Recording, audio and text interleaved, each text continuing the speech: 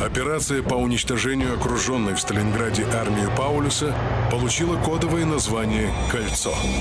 Еще до начала операции Паулюс получил ультиматум, предлагающий сдачу. По приказу Гитлера его отклонили. Советское командование предлагало сдаться и простым солдатам.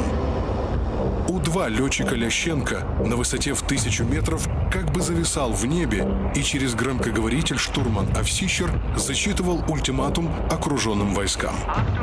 Внимание, внимание!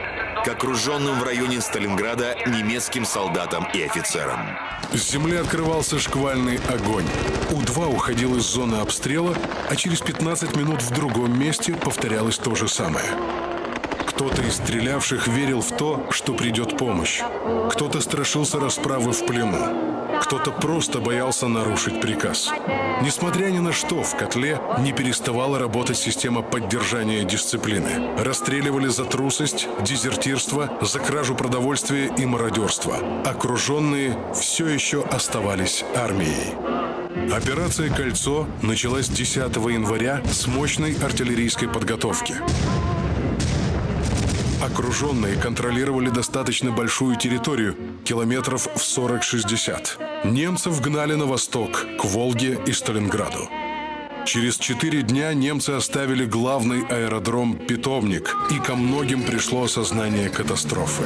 За место в самолете попросту дрались. В итоге последними улетели не раненые и не самые богатые, а самые сильные. 21 января оставили аэродром Гумрак. Последние порции продовольствия и боеприпасов сбрасывали уже парашютами. Все больше солдат впадало в апатию.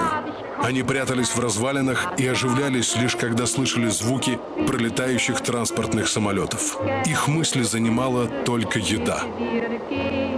Последними позициями армии Паулюса стали развалины Сталинграда.